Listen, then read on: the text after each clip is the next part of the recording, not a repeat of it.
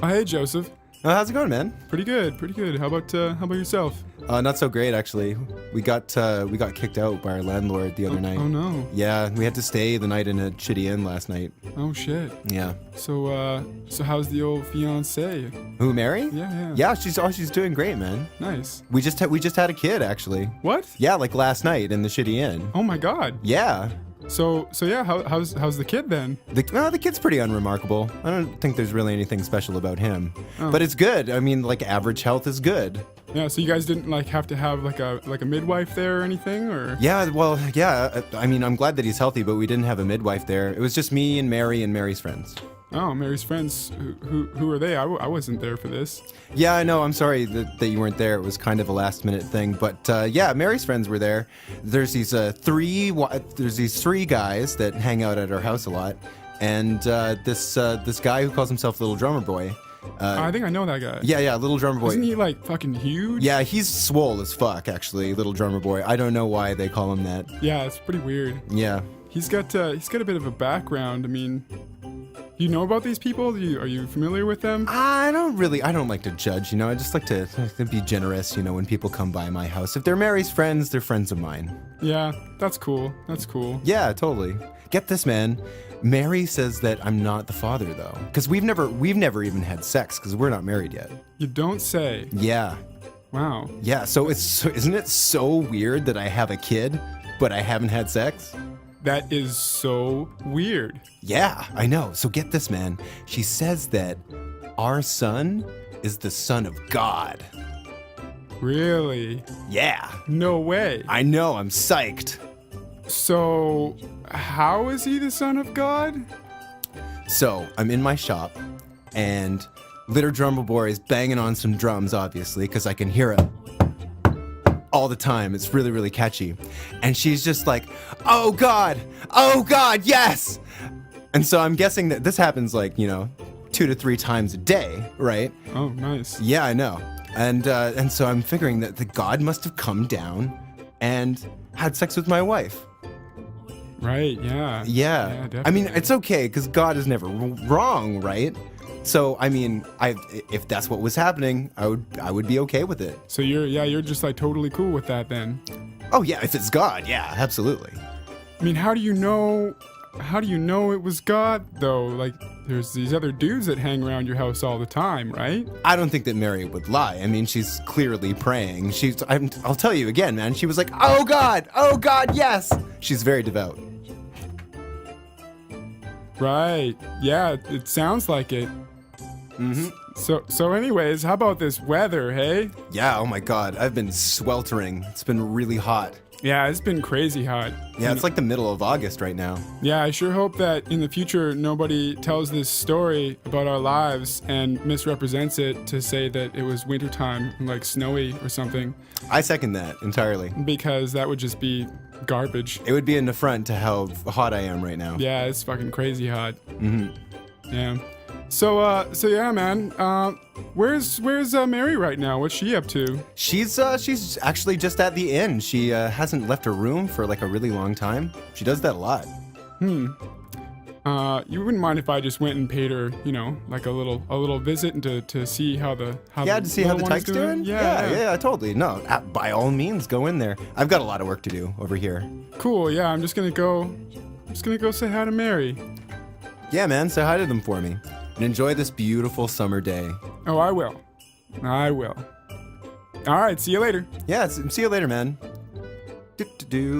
Making my tables. Ugh, so hot out here.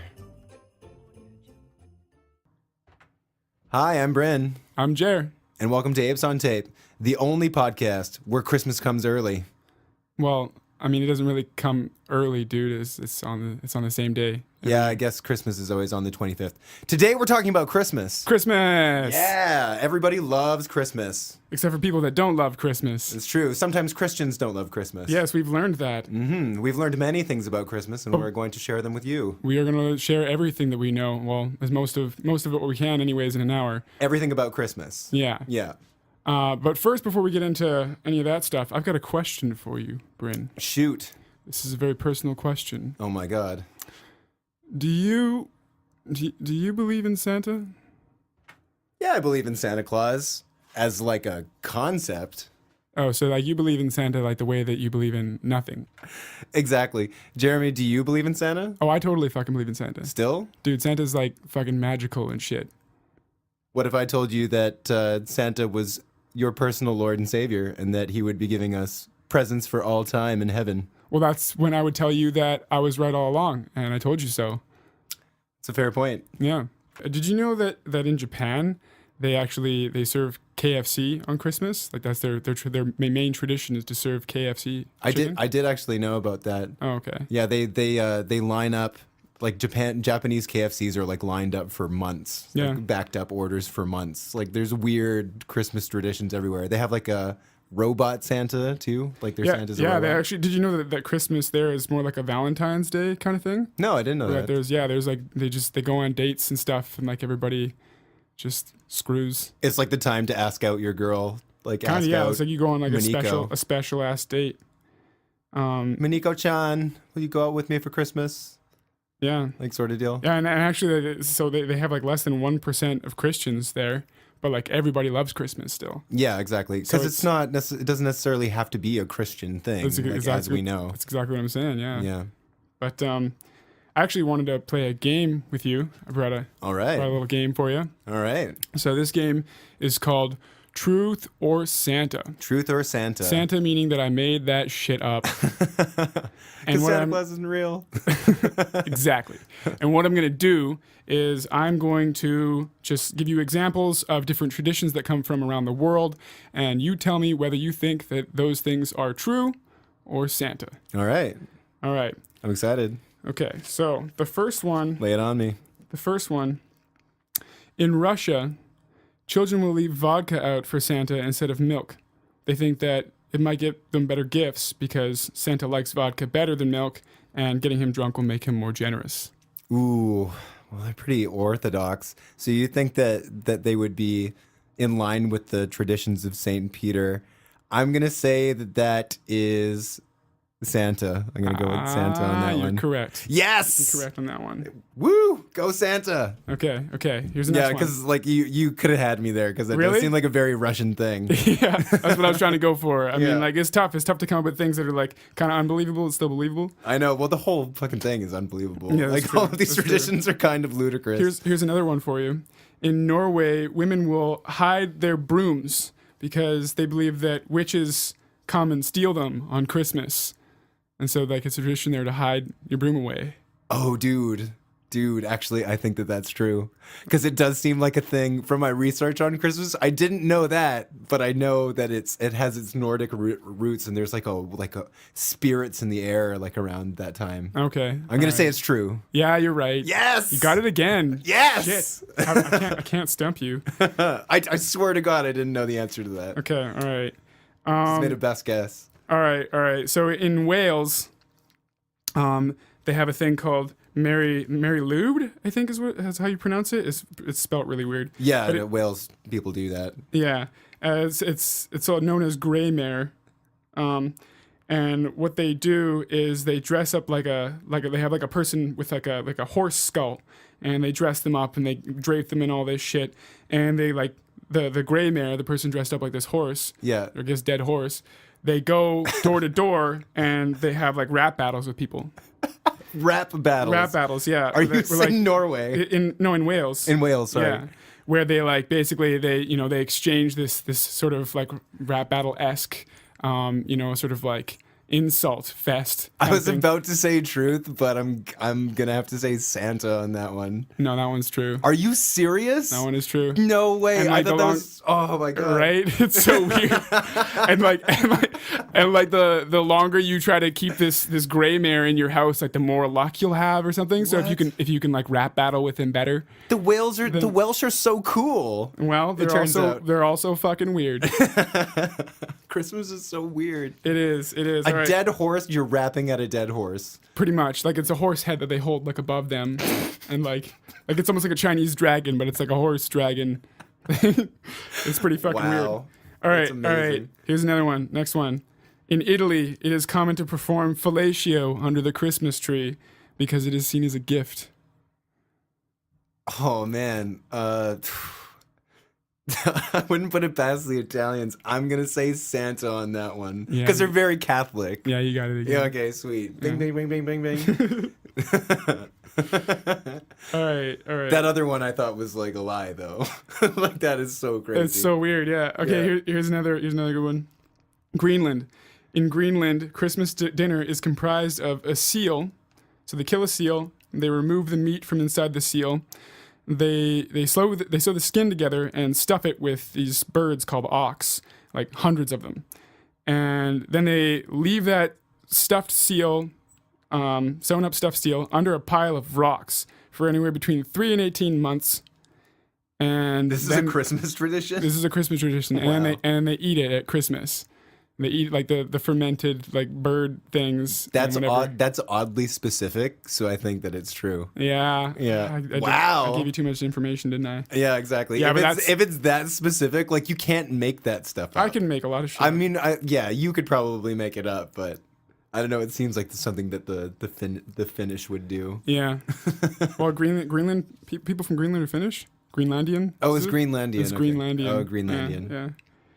All right. I was distracted by the seal birds. Okay, I still got more. All right, perfect. In Netherlands, they have a tradition where they celebrate like a side character to Santa, who is like a little black boy that Santa rescued from slavery and like has become his sidekick. Oh, More or wow. less. Yeah. I wouldn't put that past. Okay, so that's the fact? That's the fact. Yeah. Okay, I think that is true. Yeah, that is true. I think that's true. It's Zwart Piet is the name, or Black Pete. Some of the illustrations that I saw going through this did have Santa with like literally having blacks, like it looked like he had black slaves, Yeah. like in the 1850s. Well, this guy was more like a sidekick. Like he also gives gifts out and stuff. Although I think it's still very controversial. Like there are people who are pretty upset about because in the Netherlands they'll actually dress up like Black Pete and they'll paint their faces like Oh my god, black. they'll do blackface. Like yeah, they'll do like full on blackface. Well, they've been doing it for like a long ass time, man. Wow, Like, how do you like, how do you tell people that that's wrong when they've been doing that forever? for like hundreds of years or whatever? Wow, that's so crazy. Yeah. So How many more do we got? just a couple. Cool. I like these. Yeah, I'm glad. So festive. All right, so the next one is in Catalonia. All right, Spain. They have in Spain. They do the nativity scene the way that we do it. Yeah. Right. But there's one little addition that they have in the nativity scene, and that is a little like random dude who they kind of put off in the background somewhere, who's like he's got his pants down and he's taking a shit on the ground. In Catalan? Yeah. Oh, okay. In Catalan. Ooh. Like this is like everybody does it. This is like a thing Everyone that- does it? Yeah, Oh, okay, yeah, that's it's- not too specific. That's pretty good. But I'm going to go with Santa on that because they're also very Catholic. That one is fucking true. Dude. That one's true. What is the point of that? It's called the Cagané. They've been doing it for around 300 years. No one knows where it came from, but people are very adamant about having this Cagané, this little shitting dude, in the nativity scene. In fact, there was like a movement almost where like this. So the city was trying to take away the Cagané from like a city nativity scene. What in, kind like, of the movement? central- Was it called the bowel movement? Yeah, pretty much. Sorry, couldn't resist. That's fair. That's fair. Yeah. But yeah, so they had this movement where they like tried, or like there was like an uproar when the government tried to like take away this thing because they thought it was offensive, and people were like, no, like they people in this country convinced their government to keep the Cagané and keep the shitting dude in the nativity scene in the middle of the city square. Because they're just like taking a dump on it, kind of. Well, Are the they people just taking a they dump just think on it's it? funny. They just Yeah. think it's funny, and I mean you can get Caganés that are like all different characters. You can get like SpongeBob. And you get like a SpongeBob or like Batman or whatever the fuck you want. That is a really weird. You can Christmas have tradition. Lady Gaga taking a shit in the middle of your nativity scene. I mean, we should port that over here. Yeah, Again, I like it too. I think it's not funny. festive unless Lady Gaga is taking a shit. They've got another one in Catalonia actually, Okay. and this one I guess is kind of a giveaway. So but this is another Truth or Santa? yeah, I Okay. guess yeah. Lay it on me. So they have like this little thing called the Christmas log, and the Christmas log it's like it's a story that they tell kids. It's like Santa. It's like a Santa story. Okay. But basically the kids have like an actual log in the house, and they believe that it's the log that brings the presents. And they dress the log up, and they like bring it cookies and whatever else, and they beat it with a stick. And then they go to bed, and then they believe that it shits presents out, and that's where you get the presents from, under the tree. I was thinking that this had something to do with like the Germanic Yule log tradition, and maybe it's spread over there. But I'm going to say Santa for that one because of the law of averages. No, that one's also true. What? Yeah. Are you serious? That one's also true, dude. Look it up. What shits out presents? Yeah, there's a little log, dude, that shits out present. They put a face on the end of it, you know, like on the log end. They like decorate it with a face. So that is their Santa, pretty much. Kind of, yeah. It seems like it, anyways. Wow. There's a lot. Wow. There is a lot of variations of Santa. It's almost like Logception because it's a log shitting. Yeah, shitting little logs. Yeah, but the logs are presents, so I guess maybe not. Anyways. Yeah, it's all about the presentation. That's basically it. I've got like two more here. Okay. You want to do two more? Yeah, I would love to. Okay. So in Mexico, for Christmas dinner, they serve goat, like braised goat, and they serve it on the belly of the fattest male of the family because this symbolizes prosperity for the whole family. I've been saying Santa a lot, but I want to say I don't want that to be a real tradition. Santa. Yeah, it's false. Okay, thank God. Made that shit up. Well, it doesn't sound any less ridiculous than all the ones that were true. I know. I should have started with a Kagane, and then you would have just been confused the whole time. You would be like, I don't know what's true or false anymore. I thought that this whole game was gonna be like, check out how dumb Bryn is. He like doesn't know anything about Christmas. Yeah, well, I got a couple more, but like I don't know. I think those are like the main interesting ones. Yeah, so we can just move on from that. Okay. But yeah, that was True or Santa. I hope everybody enjoyed that. Do you want to hear a little bit about the origins of Santa Claus? All right, let's do it. Let's keep going. Why not? All right, yeah, totally. So the original Santa Claus was Saint Nicholas. Even our Santa Claus today gets his name from. His name is. I think Saint most Nick. people know that. Yeah. Yeah, or Chris. Actually, Kris Kringle, is different. But the first gift giver was based off of a saint called Saint Nicholas. This is when people used to worship saints. His saint's day was December 9th, and as part of, you know, when Rome converted over to Christianity and people started worshiping saints, you know, you might get some gift exchange around the time of Saturnalia, or you might get gift exchange depending on like what kind of crazy Christmas you have. Mm-hmm. As Jeremy pointed out, there's a lot of different types of ways that people celebrate this. And you do gift exchange in the name of Saint Nicholas.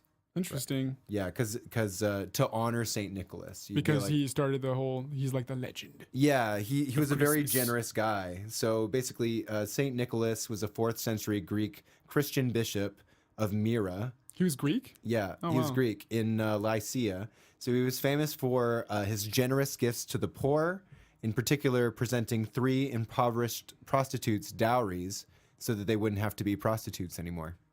Wow. Yeah, it's really generous. That's what a guy. So basically, he gave a lot of prostitutes money, and I think we can all learn something from him. So go out there and give some prostitutes some money. Merry Christmas. Merry Christmas. So children used to receive gifts in remembrance of St. Nicholas's deeds. Like parents would be like, here you go, Billy. Here's a gift. It's like, why are you giving me this gift? Because St. Nicholas. Yeah, because St. Nicholas. Billy's an intelligent kid. It's just like, why are you giving me this gift, Papa? Yeah. Right? And you're like, well, you're a really intelligent kid. Let me tell you. Because St. Nicholas. And then you tell the story of St. Nicholas and how he's such a great guy for being so generous. Yeah. And then the kid would learn something. Yeah. I think that's pretty good. Yeah, that's pretty good. Yeah. That's pretty wholesome. Exactly. Later on, Martin Luther made up a different person to be the bringer of gifts around December 9th. You know, Martin Luther is that famous Reformation guy in England. Yep. And he made up a guy because, you know, I don't know that St. Nicholas is made up or if a story is made up. Actually, St. Nicholas might be the real deal. But Martin Luther definitely made up something. He wanted to replace St. Nicholas, the legend, with this thing called a Christ kind. That's interesting. Yeah, a Christ kind. Christ kind. A Christ This kind. is like the technical term for made up dude that represents Christ. Yeah, like Christkind. right? So like Okay. so it's Sounds like a literally marketing term. it's literally baby Jesus. Okay. So little baby Jesus is actually coming around and like giving you gifts, and he's a cherub. He's kind of like Cupid, like the way that I imagine him is like Cupid. This actually, people believe this for a while? Or is it- It didn't catch on. It didn't market very I well. wonder why. Yeah, exactly. Because it's like because Saint Nicholas was a long established tradition. Yeah. So it didn't catch on as good as Saint Nick. Yeah. Right. So okay. Saint Nick. So Maybe because Saint Nick was like legit. yeah, Like, he was real so deal. legit, and this thing's Yeah. like a little fairy thing. Everybody's like, this is stupid. Why would you want to do this? I usually thought of Martin Luther as like a pretty serious religious figure, And then you heard this. and then I heard this, and this is just stupid. Mind Exactly. So, but this is funny. So to this date, Christkind, the thing that I described, remains the main gift bringer in many Catholic countries in Latin America. No. Yeah, like that could have been like a Truth or Santa. Yeah. Right, like is there like a little fucking Jesus fairy? Jesus fairy that comes around and gives you your gifts? You would Does he have have been like a magic wand and wings? you would have been like, that is totally Santa. That's bullshit. But apparently, like in some places in Latin America, that's still around. Wow. I know. Well, I mean, weird traditions, right? Exactly. It's Once all about again. how he is marketed. So Saint Nick stayed around. Actually, Saint Nick survived. Yep. Survival of the fittest. Saint Nick survived. So then you had this thing. Sinterklaas, or Father Christmas, was different than Saint Nick. But he was the first divergence away from Saint Nick that was based on Saint Nick. So he wasn't Saint Nicholas, Right. but he was Father Christmas. So this was made later, and it sort of brings Santa away. Like it sort of it's a disambiguation away from religious Yeah. context, like Yeah. being Saint Nick, but it's still kind of based off him. Like if you look at a picture of him depicted, it still kind of looks like pictures of Saint Nick used to be, like red and white. Yeah. And also around that time, the Germans had a winter festival called Yule in December, and Odin was said to fly through the sky around this time. Oh, that's so fucking cool. Yeah, in a It's part spirit. of Norse mythology? Yeah, it's part of Norse mythology. So like Interesting. Germanic, like Norse mythology, because I think that they believed in all of those gods at some point, like certain Yeah, yeah, regions. yeah. So they had some pretty crazy stories, and one of them was like during December, like after this harvest time, there would be spiritual hunts in the sky, and Odin would fly around at that time. So they say that the image of Father Christmas, which is based on Saint Nicholas, but it's not Christian, right? It's just about the holidays, merged with Odin, who like flies through the sky and has this big long white beard. So that's when Father Christmas gets this big long white beard. So all of these different cultures are kind of like merging together Wow. as they get less You secular. sure about that? The whole like the beard thing? Because that's really interesting. Yeah. So I'll quote that in the future if that's like Well, when I was doing the research like late last night, they were that was pretty one of the theories. That was one of the theories. They is were it pretty like- close to each other Santa's beard in like comes from Odin. Western Europe. That's cool. Yeah.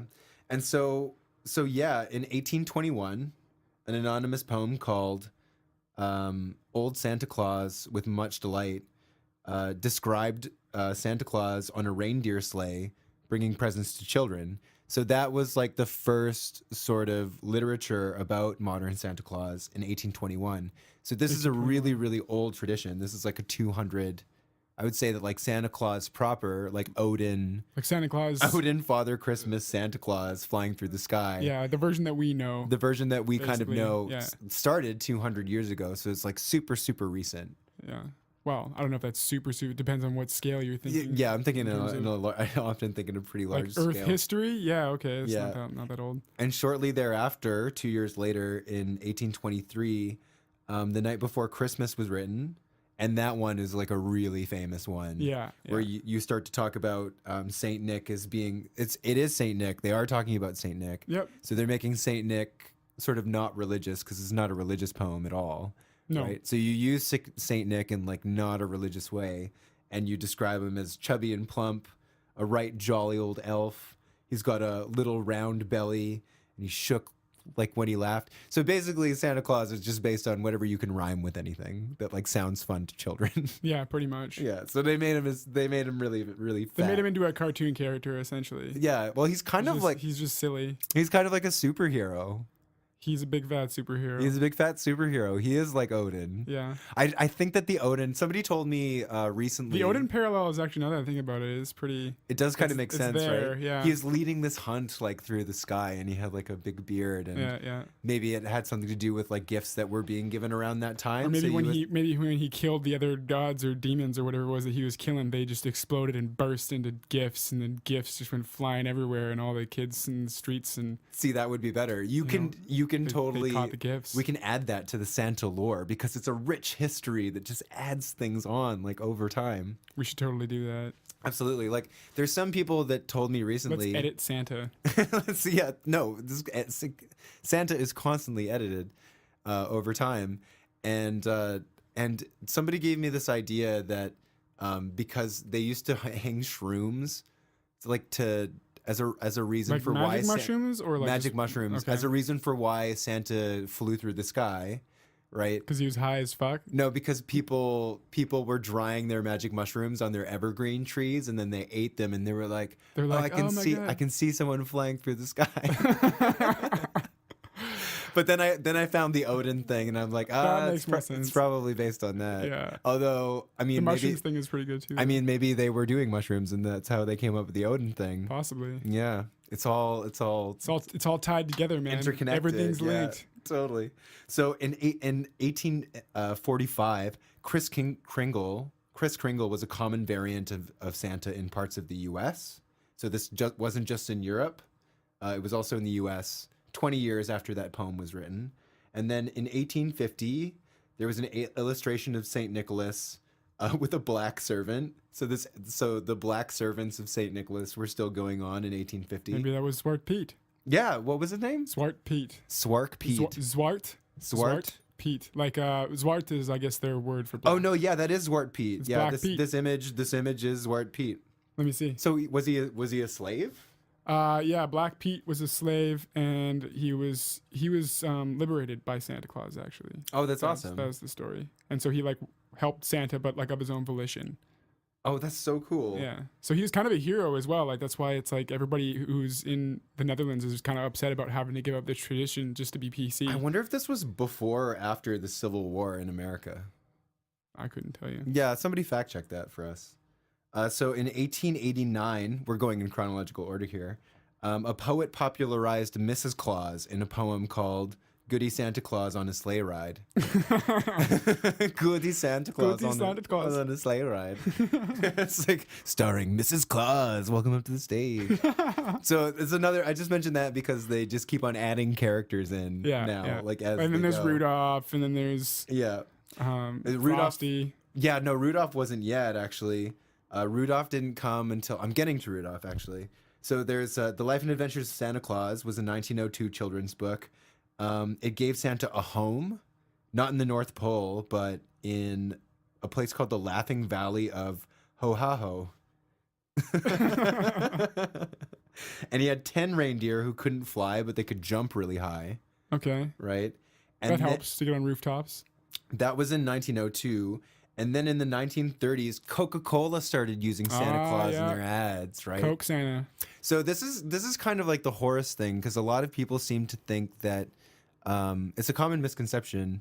A lot of people seem to think that that Coca-Cola invented Santa Claus. What? But as you can see, like it's very progressive. Yeah. For a very long time. Coca-Cola definitely used Santa Claus as a marketing tool, and they were kind of smart to do so. They were very good at it. Yeah. But by this time, like, I don't think that there's anything about Coke's depiction of Santa Claus that wasn't already invented at this point. Yeah. Yeah. So, like, we invented Santa Claus. So to give them credit for it then is almost just to give them more power. Credit. Yeah, more credit than they deserve, for sure. Like, listen up, guys. Coca-Cola didn't invent Santa Claus.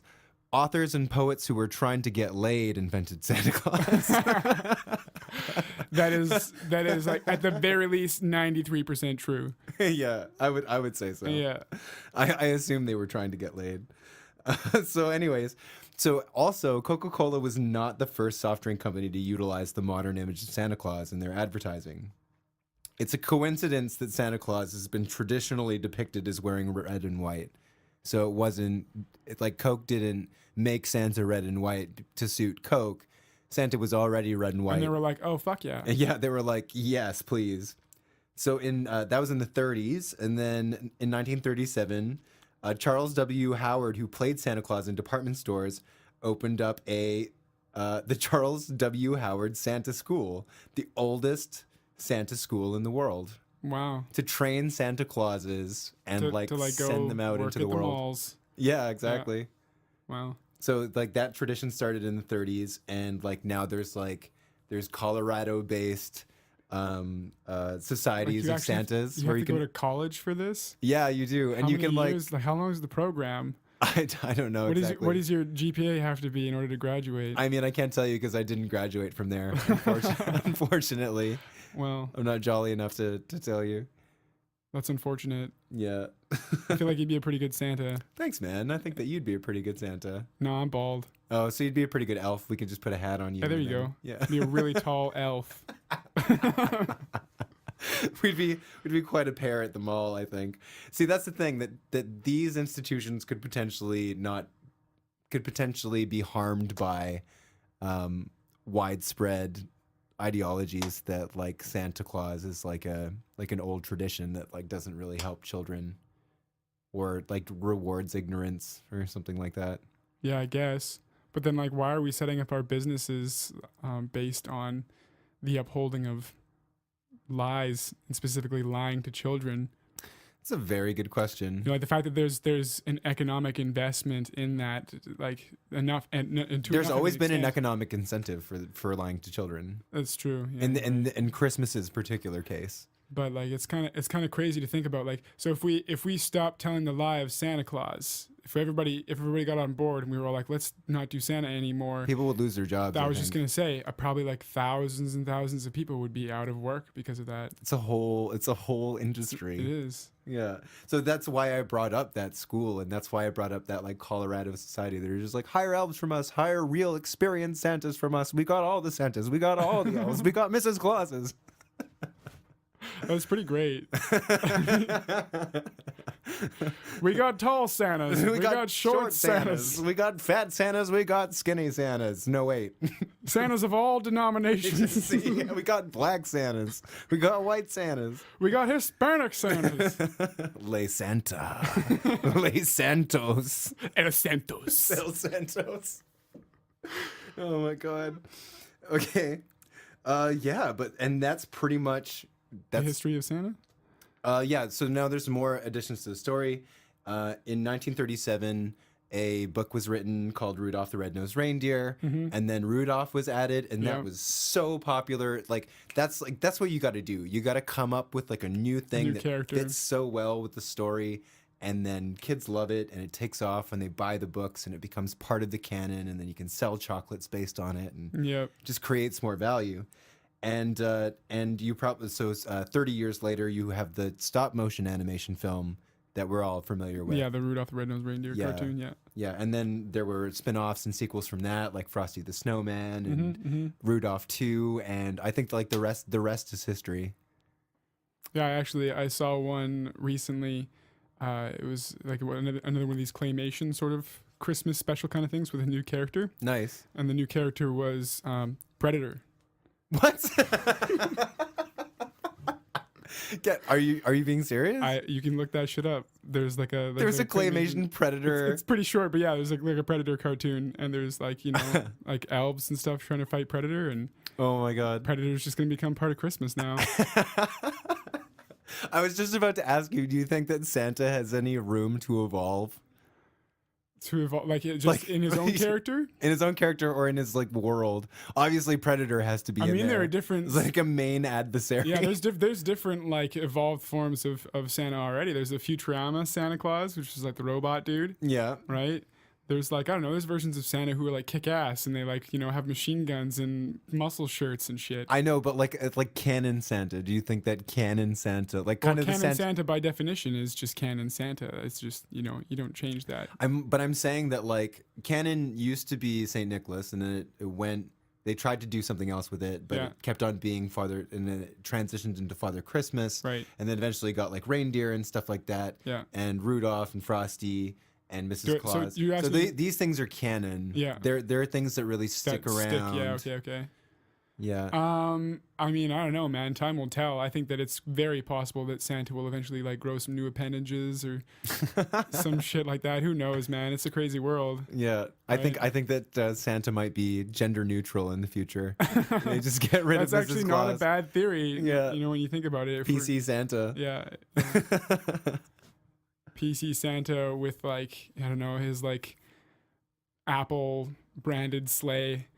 Just like Apple branded. It's like the eye sleigh. Ghost of Steve Jobs, you need to lead my sleigh tonight. It'd be the ghost of Steve Jobs' Christmas past.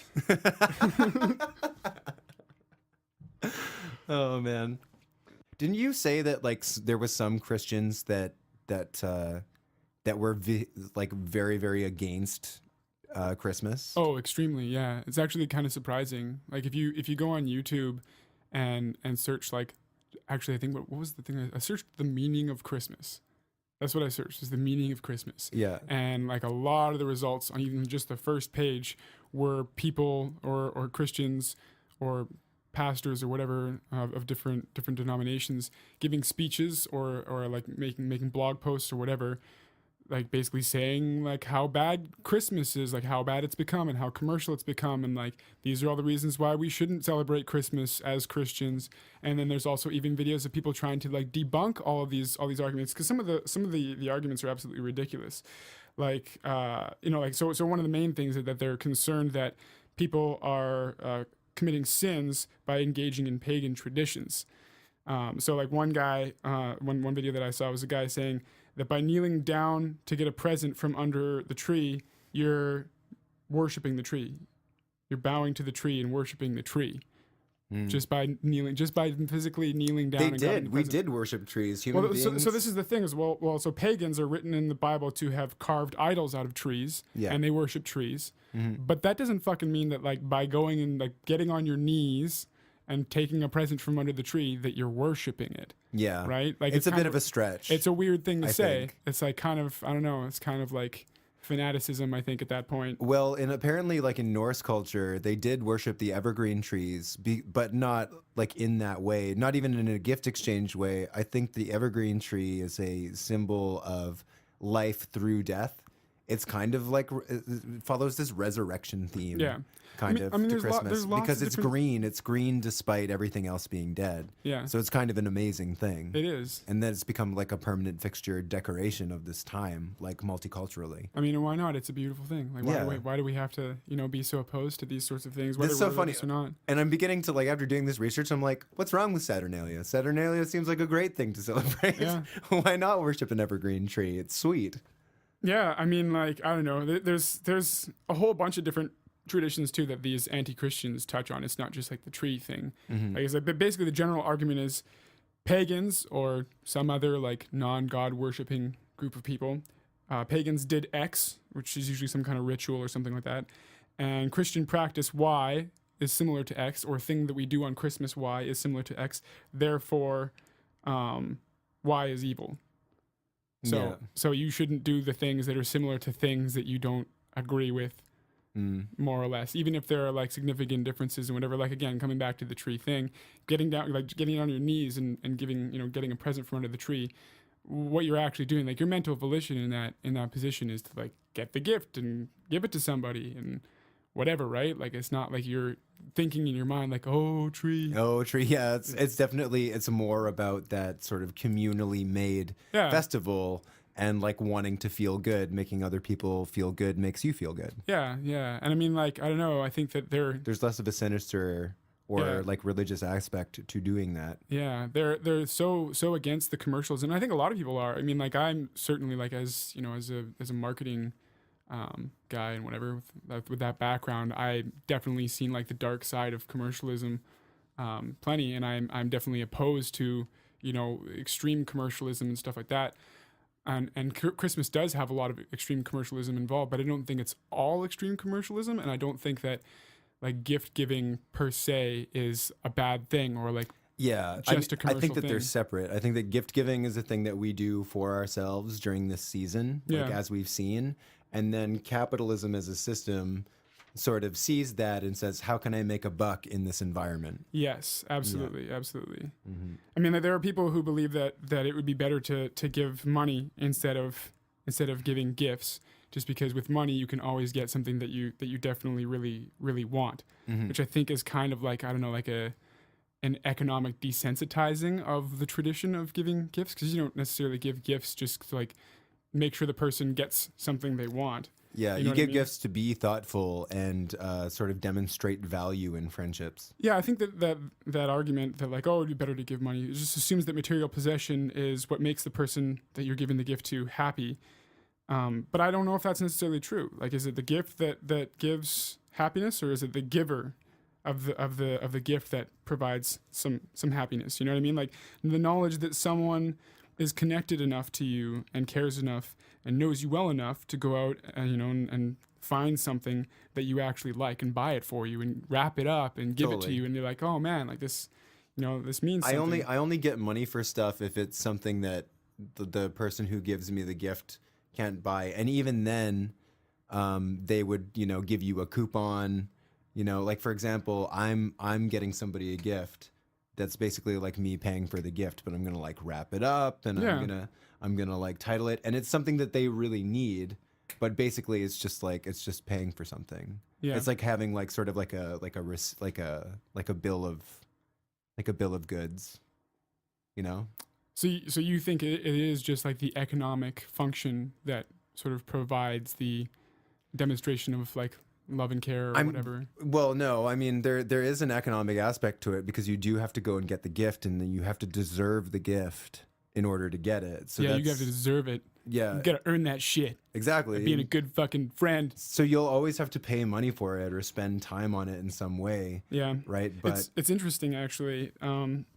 There are some statistics that I found surrounding what is called deadweight loss. And what deadweight loss is it is the overspending of people who buy gifts for other people based on what the people they're buying the gift for would Yeah. be willing to spend on the gift. So if I buy you, Mhm. if I buy you some headphones and I pay $100 for these headphones, and you get them and you like them and you're like, you're glad to have them or whatever, but in Yeah, your mind I'm happy about it. Yeah, but in your mind you would have only spent $70 for those same headphones. Then the Yeah. deadweight loss is $30 for that. You can jack up the prices around this time. Well, you can, and people do. And the deadweight loss of overspending on Xmas gifts, Christmas gifts, Yeah. in the United States is said to be about $13 billion per year. Yeah, that generates like a lot of money. Yeah, it does. Out of thin air. Which is not necessarily a bad thing. I mean, it's GDP, right? It's like it's Exactly. economy going round. I mean, that's almost good that they've created more value that way. But I almost. do think that people take advantage of it too, though. Like that whole deadweight loss thing is like, well, if this person, if on average people would only be willing to pay $50 for a pair of headphones for themselves, then why is it that companies are charging $100 for those headphones when like probably normally people? But again, I don't know. You can get stuff on sale around Because they Christmas know and they're, whatever. as we said, it's capitalism separate from gift giving that exploits the environment. Yeah.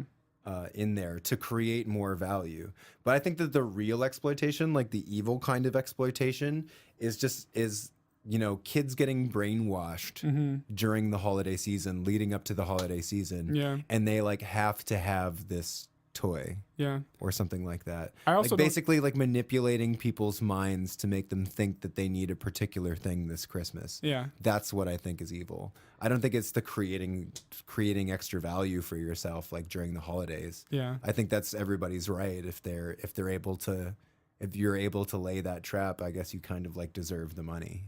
Sure. Why not? Yeah. I mean, I don't know how I feel about the whole lying to kids about Santa thing. Even like, I think that kids are definitely the biggest victim in Christmas. Do you think that on that point, do you think it's like Santa is like a good thing for children? Like, do you think that believing in Santa is good for kids? So I haven't believed in Santa since I was very, very young.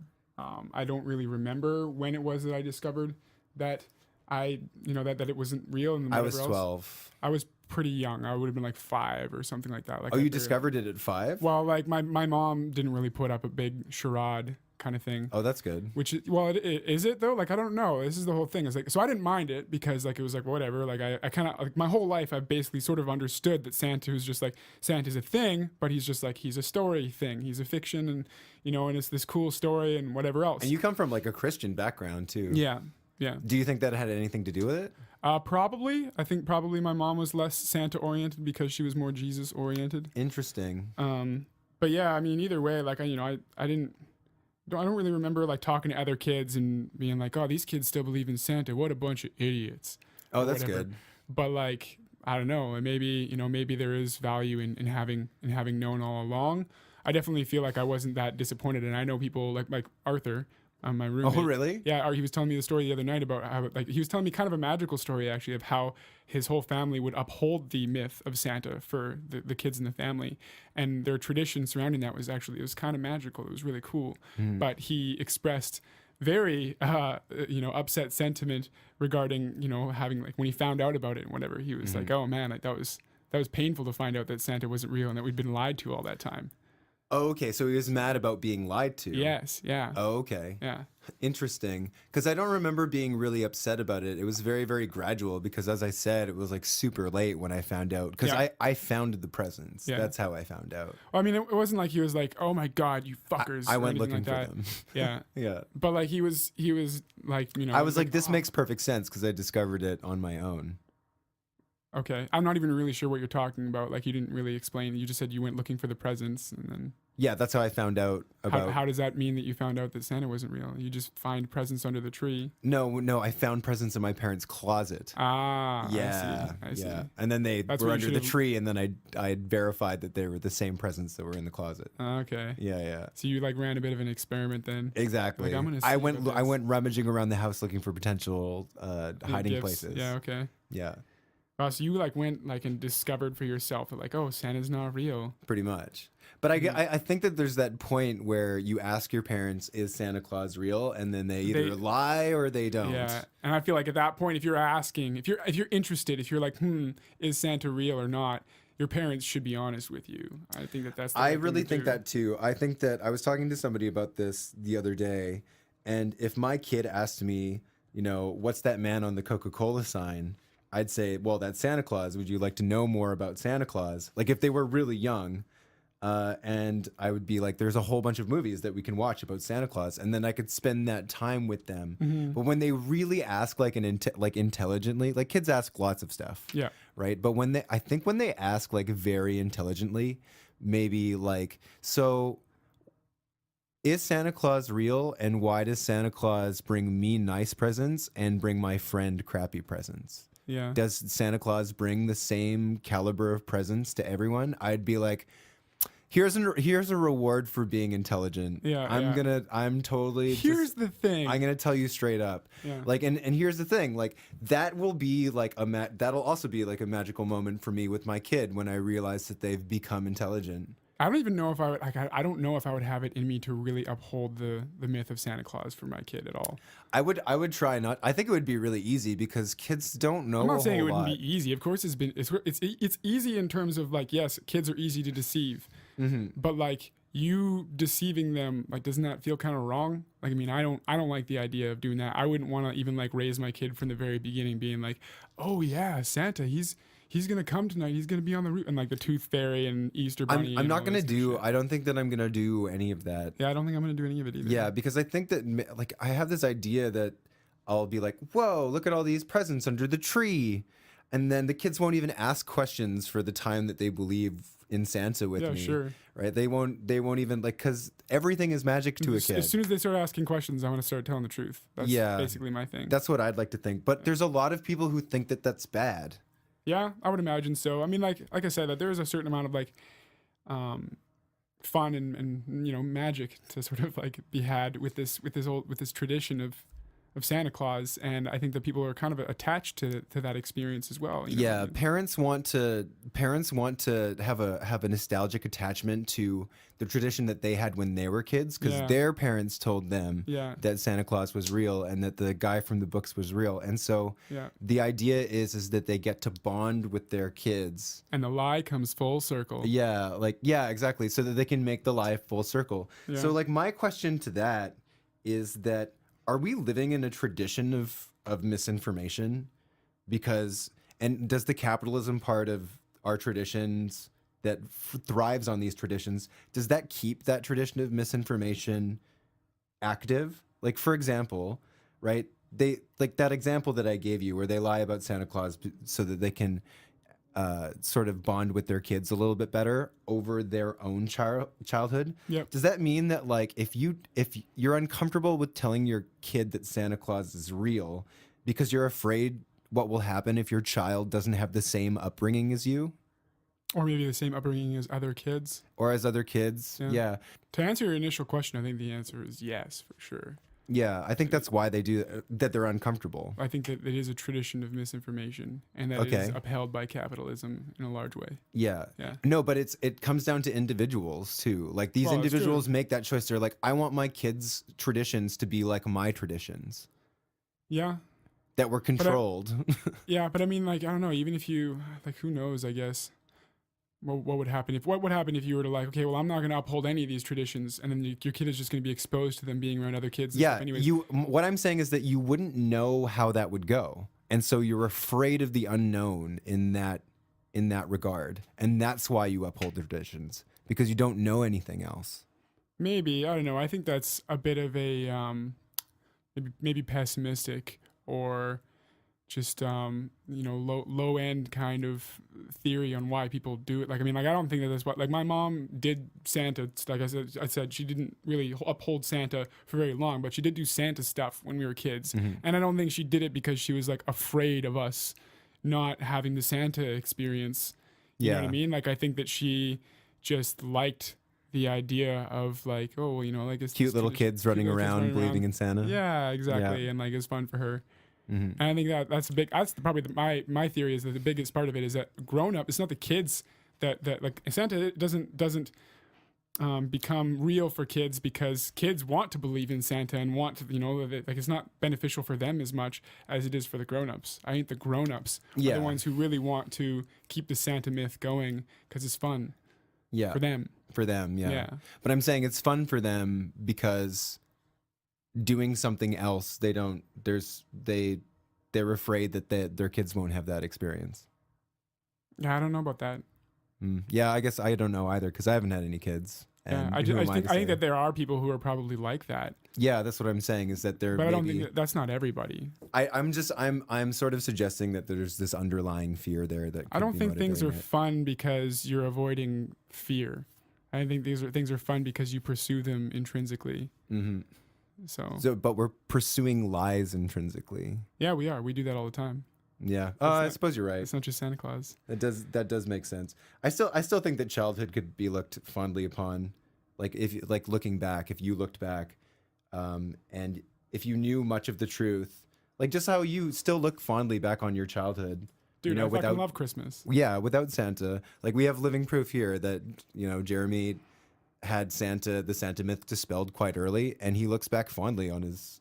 Do you look fondly back on your time, like with Christmas? Yeah, man. I mean, like, it's a time of year where, you get together with family and everybody is, like, super generous and, like, just smiles and stuff like that. It's just a reason for, again, it's just like it's like a big excuse for us to celebrate and be together and be giving and loving and all this good stuff that we should really do all the time. But, like, you need times to focus on these things.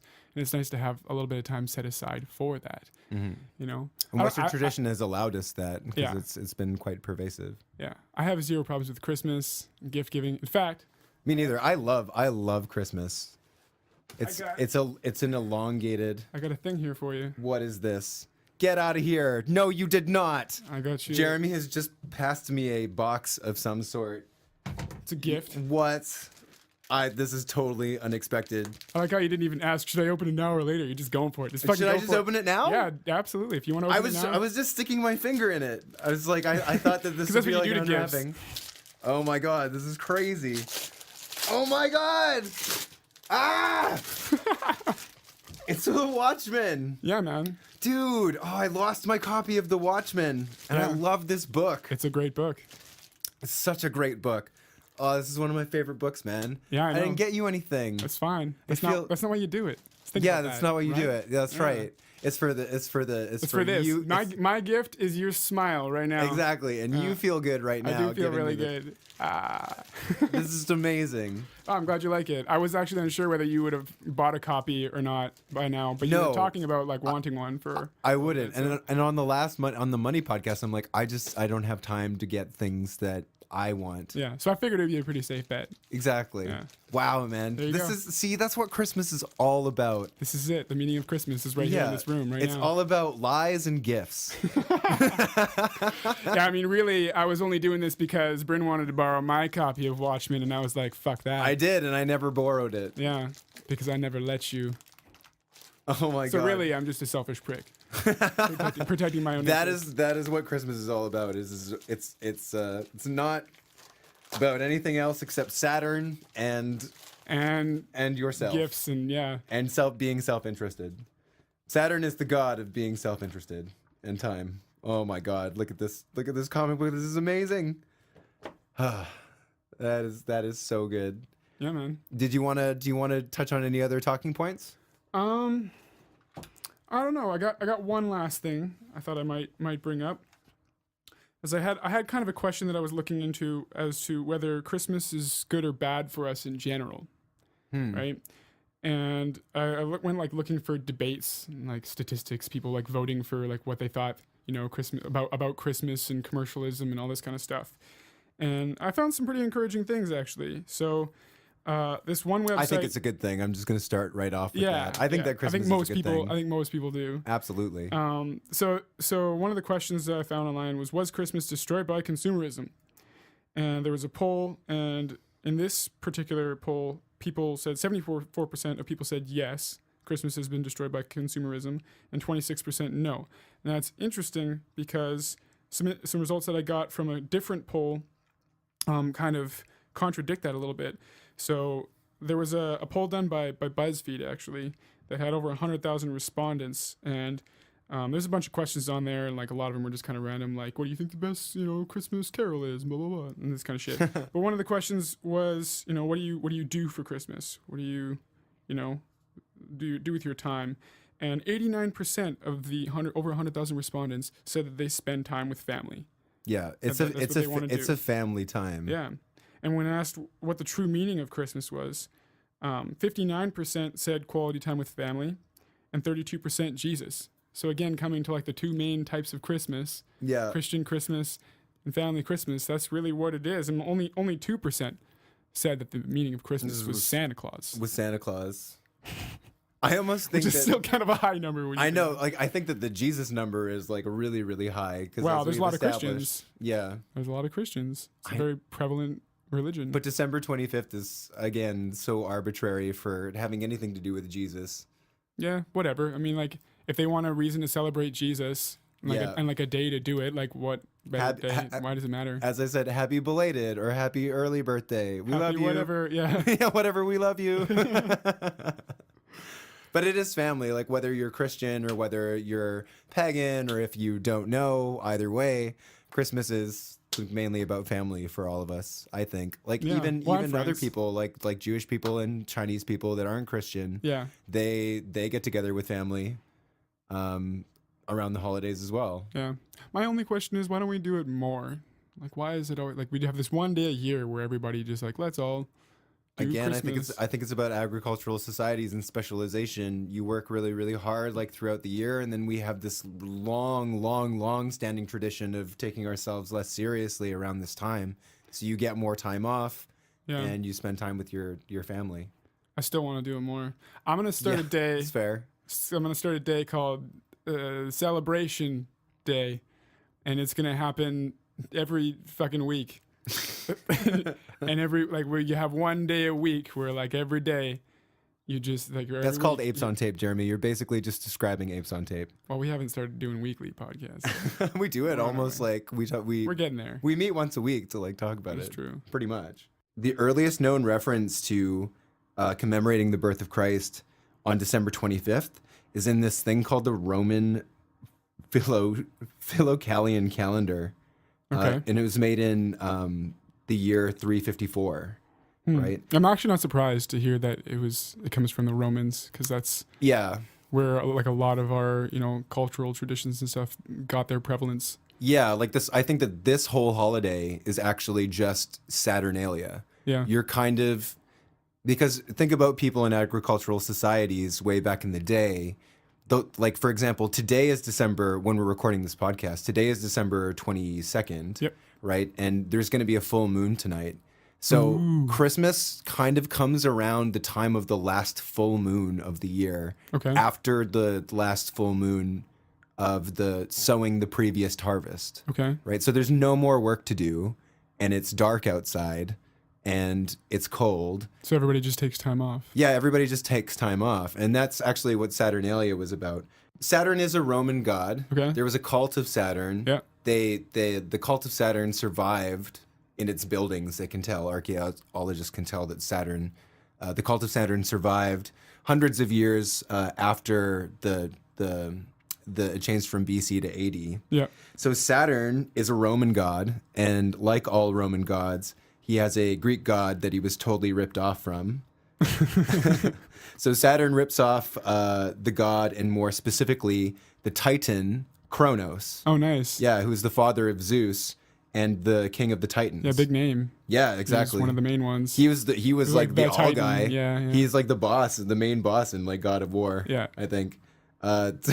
So he's the son. He's the son of heaven and earth. Yeah. So in Roman mythology, he was the god of generation, dissolution, plenty, wealth, agriculture, periodic renewal, liberation, and later on, because all of this shit is totally made up, time. He's also the god of time. No way. Yeah, so he's got a big roster of talents.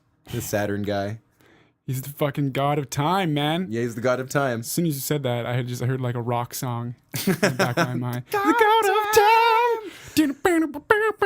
of time. So Saturnalia originated as a farmers' festival to mark the end of the autumn planting season in honor of Saturn.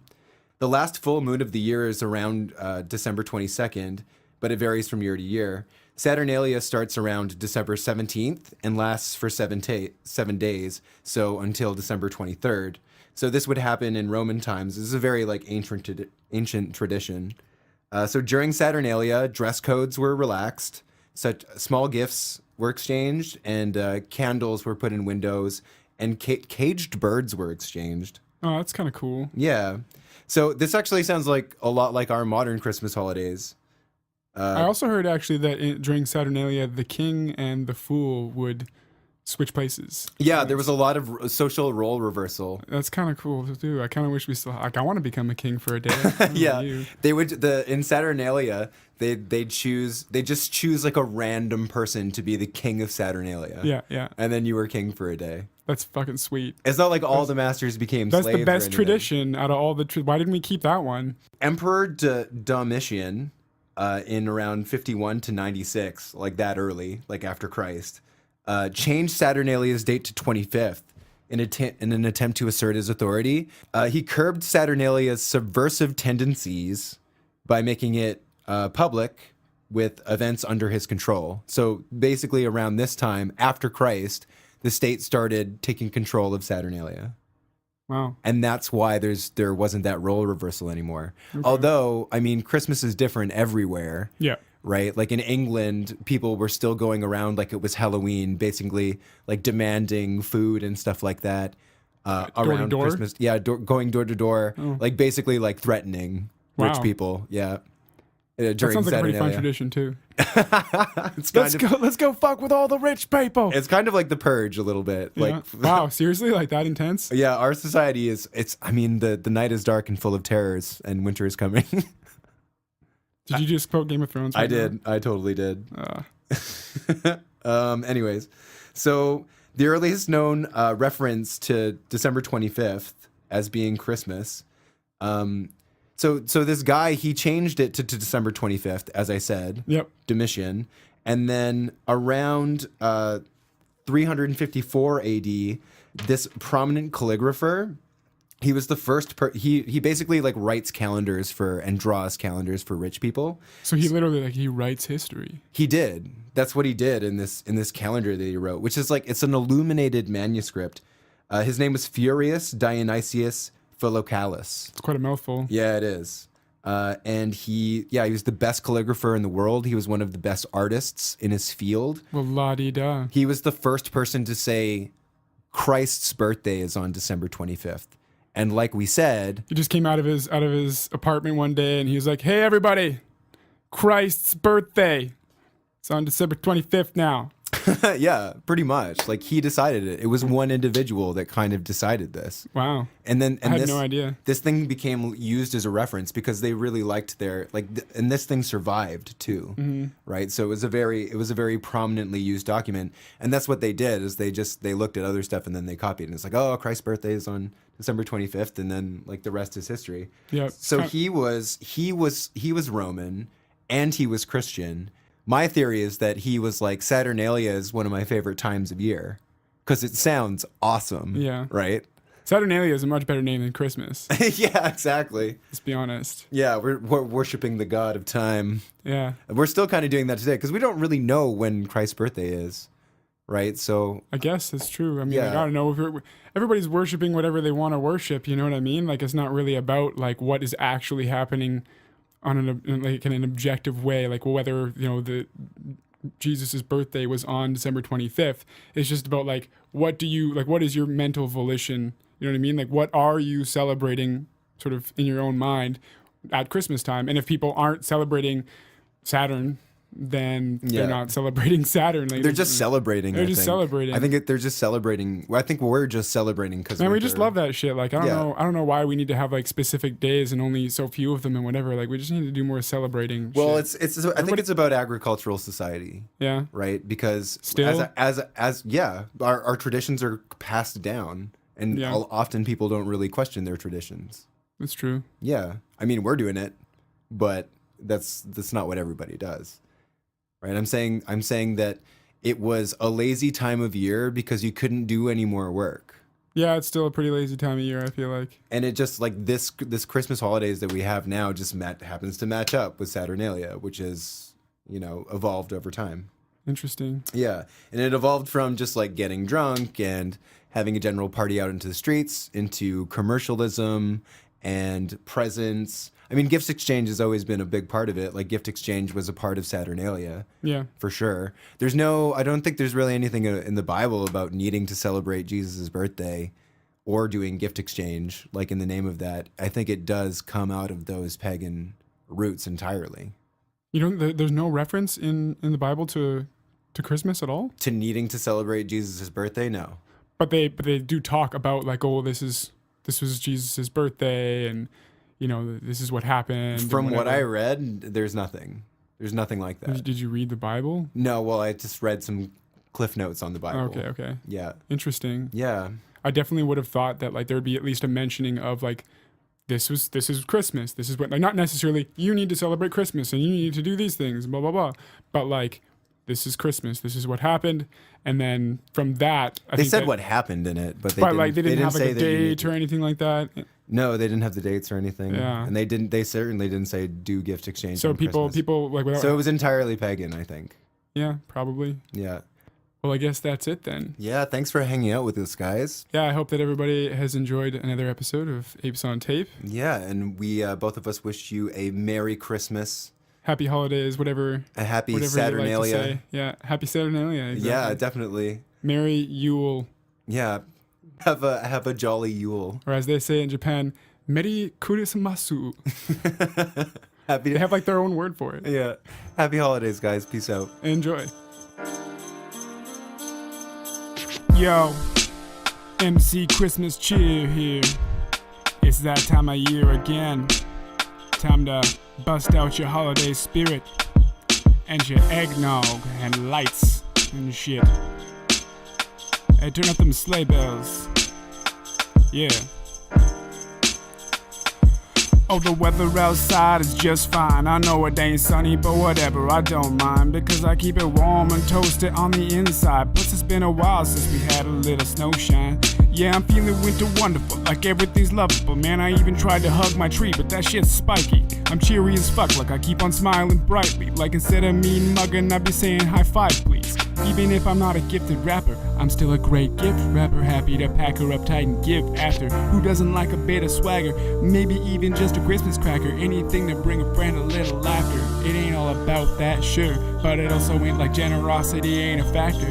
Just remember, whether you're giving or getting, in the end, it's the people involved in the tradition that matter.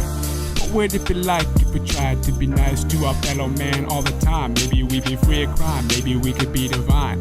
Or at least we could see the signs leading to a meaningful life. We could bring light, lessen the strife. I think I'd like that, wouldn't you? Or maybe you're more focused on some new shoes. I mean, that's cool, it's not gonna lower my mood. All I'm saying is, it's Christmas, an occasion for love and forgiveness. I'm not religious, but I believe in coexistence, and that we don't need to be defined by resistance. Man, it's kind of ridiculous how much love's been constricted. So anyway, have a merry day, but as you go about your way, just try to bear in mind if there's a time and place for pride and hate, it ain't today.